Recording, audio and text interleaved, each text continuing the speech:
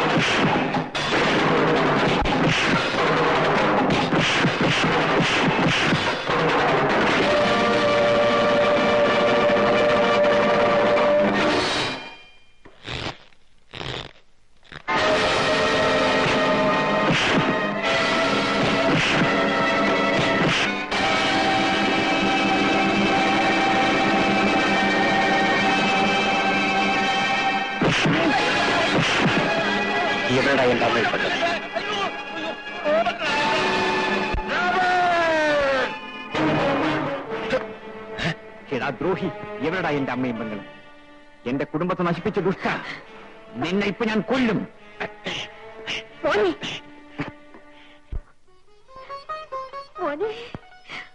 അമ്മേ, അമ്മ ഇവിടെ എങ്ങനെ വന്നു? പറയൂ, അമ്മ ഇവിടെ എങ്ങനെ വന്നു? എന്റെ അനിയത്തി എവിടെ? അത് എല്ലാം പറയാൻ പോലെ. അത് ഇല്ലമ്മേ.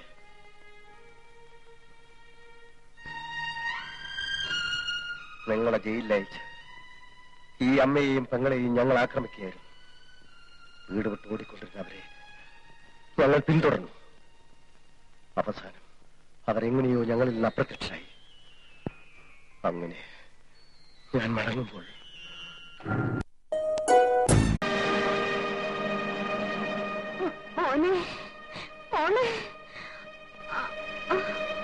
മനുഷ്യത്വമില്ലാത്ത മനുഷ്യർ, നീ ഒരു മനുഷ്യനാണ്, നിനക്ക് ഹൃദയമുണ്ട്. നീ ഒരു അമ്മയ്ക്ക് പറഞ്ഞാണ്. നിന്റെ അമ്മയായിരുന്നു ഈ പരിസ്ഥിതിയിലെങ്കിൽ നീ എന്ത് ചെയ്യുമായിരുന്നു? ശരിയാണ്, എന്റെ അമ്മയ്ക്ക് വേണ്ടി ഞാൻ ഒന്നും ചെയ്തില്ല.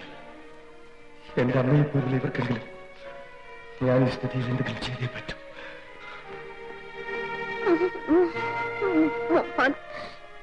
മോനെ,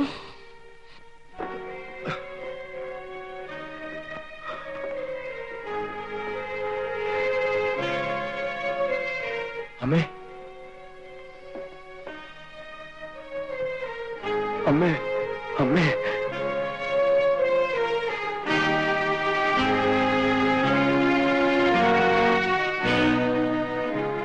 ഭയപ്പെടാനൊന്നുമില്ല, ഈ ടാബ്ലറ്റ്സ് വാങ്ങിക്കൊടുക്കും. ശരി സാർ.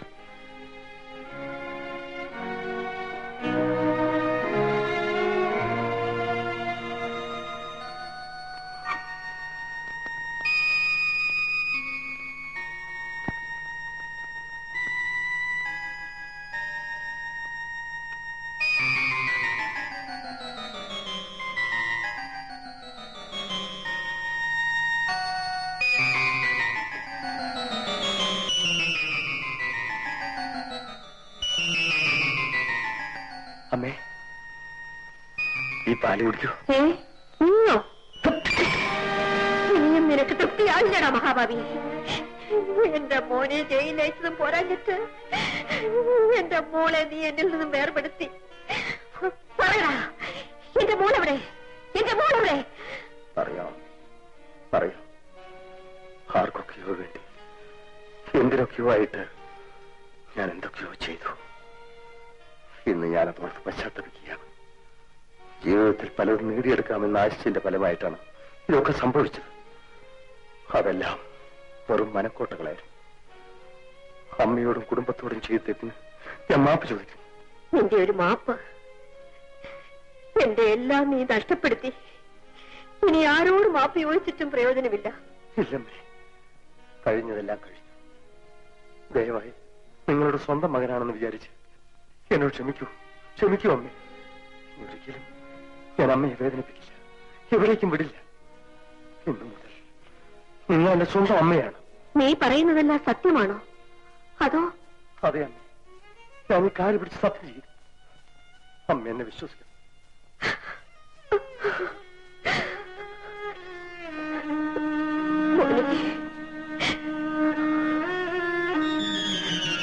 അങ്ങനെ എനിക്ക് ഈ അമ്മയെ കിട്ടി.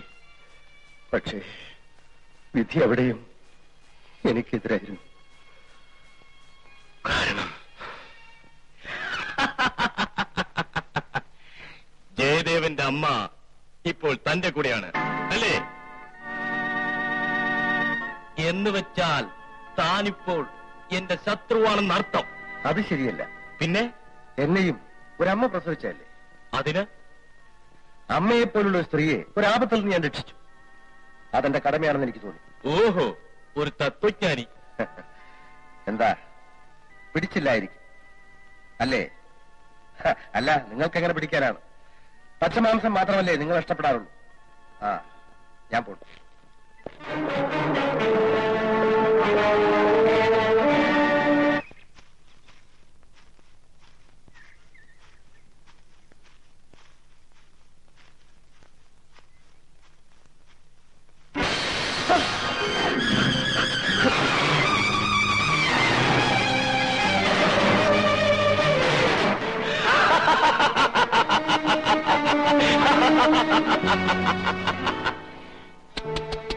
ഒരു പരോപകാരി എന്നെ എതിർക്കാനോ? ശരി, നിന്നെ ഞാൻ കൊല്ലില്ല.